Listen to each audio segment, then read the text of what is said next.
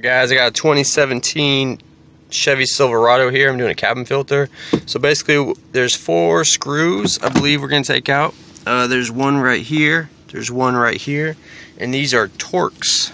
I have a T15 right here at Torx. Let me see if I can show you what kind of bit it looks like. Just like that type of guy.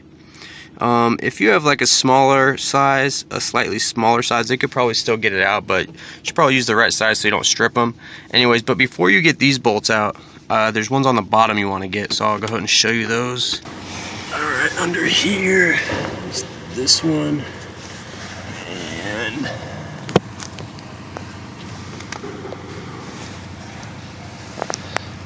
this one. Okay, so I got these out, save these.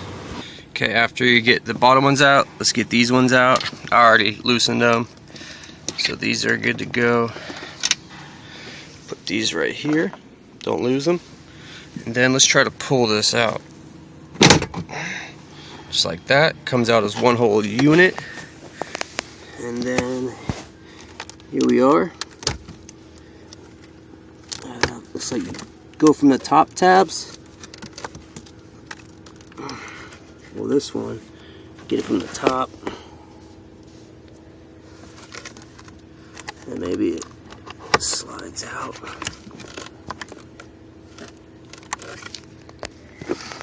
Yes, there's a tab back here. And once you pop the tabs from the top loose, you can probably pull this out. There's your cabin filter. Let's go ahead and pull that out. And when you pull it out, see if there's any arrows on it saying which way the new one's supposed to go. Okay, so I know you can barely see, but right here it says air with the arrow pointing down. So our new one, we're gonna find where it says air going down, and we're gonna put it in just the way it was.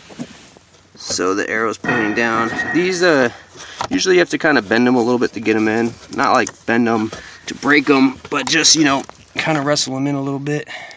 Okay guys, so I got it in, and the brand I use was MicroGuard. Here's the part number, 4071 MicroGuard. It's a decent brand, it's not bad. Here's my thing, we'll put this back on. This goes on the top. This goes on the top, it goes like this. These little prong things go to the far right.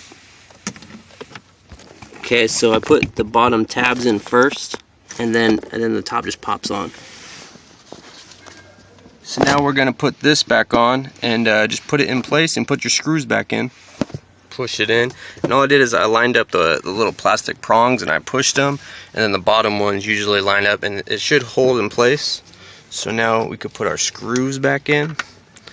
I'm not gonna bore you watching me screw down screws. Long story short, just get your screws in. They should all go in. And tighten them down, not mega tight, just snug, and there you go, you should be done. Alright, thanks for watching.